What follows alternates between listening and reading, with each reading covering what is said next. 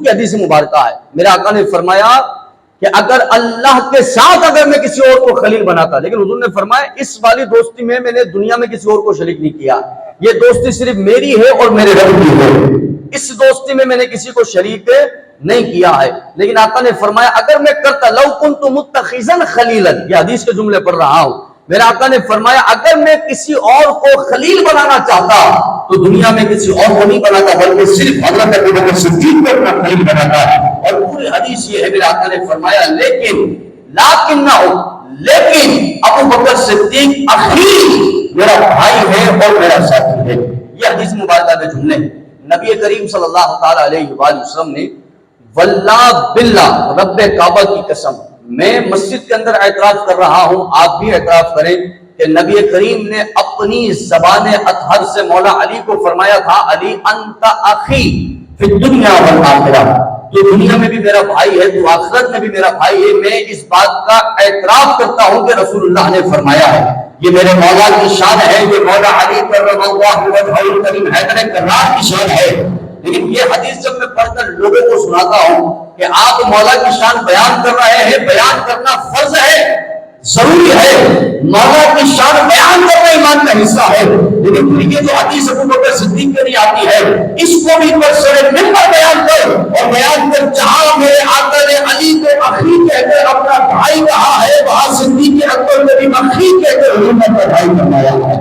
اور فرمایا علی بھی میرا بھائی ہے اور صدیق بھی میرا بھائی ہے۔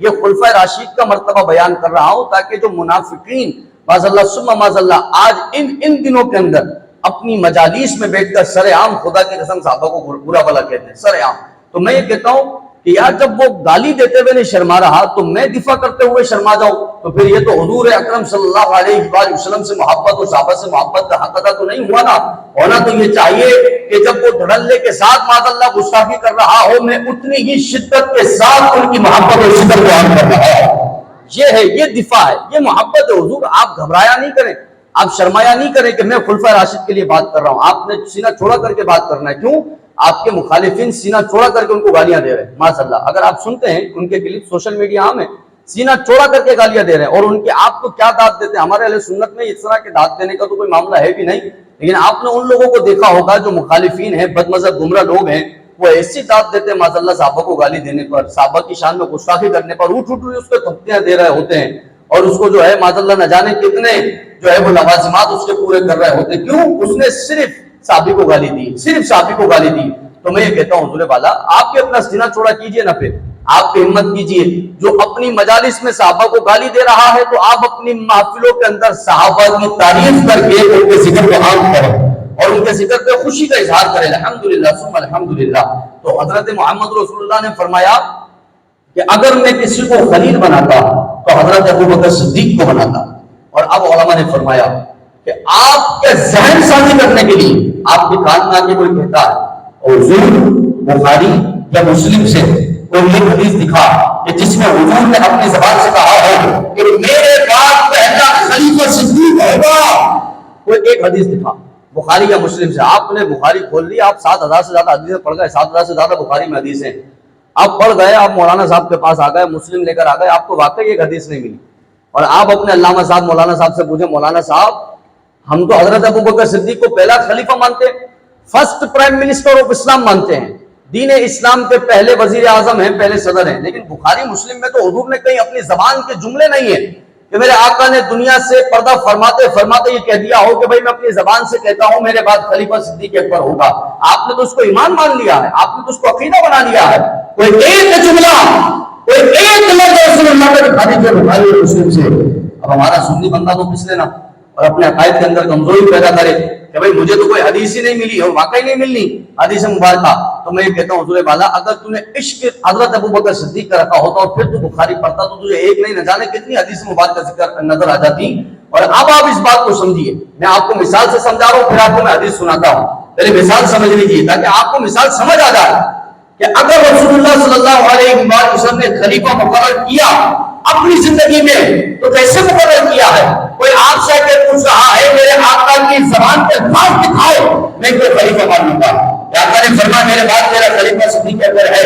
مجھے زبان پہ الفاظ چاہیے، تحریری حدیث چاہیے، رسول اللہ کے جملے چاہیے. اب آپ اس کو سیٹسفائی کرنا چاہتے ہیں, آپ اس کے عقیدے کو بچانا چاہتے ہیں, آپ اس کو اہل سنت پر قائم رکھنا چاہتے ہیں, تو آج آپ کو ایسی مثال دے رہا ہوں, زندگی بھر یاد رکھیں گے انشاءاللہ تعالیٰ. نہ جانے کتنے بھٹکنے والوں کو آپ نے بچا لینا ہے. مثال کیا ہے؟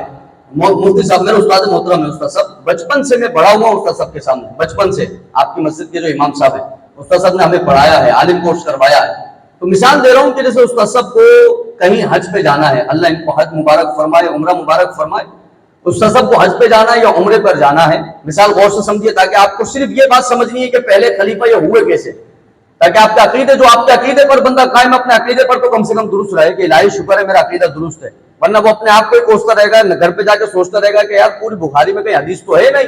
حضور نے کہیں فرمایا نہیں ہے مسلم کے اندر, تو میں کہیں اپنے عقیدے میں غلط تو نہیں ہوں کہ میں پہلا خلیفہ ابوبکر صدیق کو مانتا ہوں حضور کے بعد. اس لیے آپ اپنے آپ کو پہلے سیٹسفائی کریں تاکہ دوسرے کو سمجھانا آسان ہو جائے.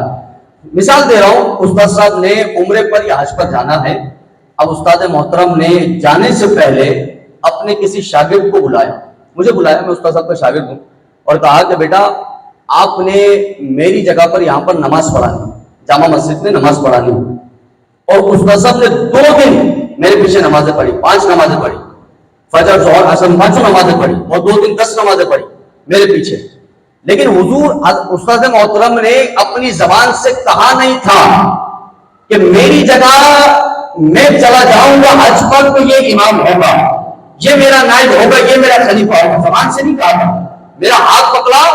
ساری کمیٹی اور ساری مسجد, آپ سب یہاں کے نمازی ہیں, آپ سب کے سامنے میں ہاتھ پکڑ کر مصلی پہ کھڑا رکھ دیا. آپ نے بھی 2 دن استاد صاحب کے ساتھ میرے پیچھے نماز پڑھی. 2 دن بعد استاد صاحب چلے, جدہ ایئرپورٹ پر پہنچ گئے. آپ میں سے کسی کو خبر پہنچی کہ استاد صاحب جدہ ایئرپورٹ پہ پہنچ گئے, امام صاحب پہنچ گئے, تو وہ ایک دم نماز میں نے سلام پھیرا, مغرب میں وہ پیچھے سے کھڑا ہو جائے اور کہے میں اسے امام نہیں مانتا, میں اسے استاد کا نائب نہیں مانتا, میں خلیفہ نہیں مانتا. اب میں مڑ کے دیکھوں اور کمیٹی والے کہے بھائی کیوں نہیں مانتا, کہا کیونکہ استاد محترم نے اپنی زبان سے نہیں کہا تھا کہ یہ ان کی غیر موجودگی میں امام ہوگا.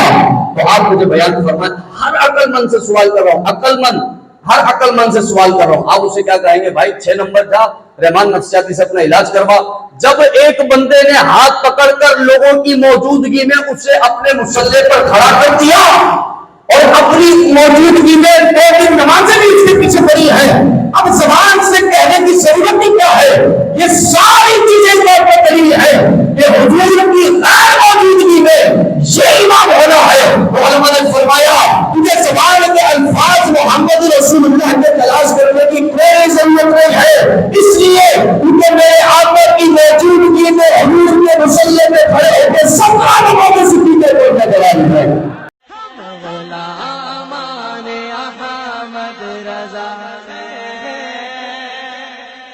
کوئی بھی ہم سے جیتا نہیں.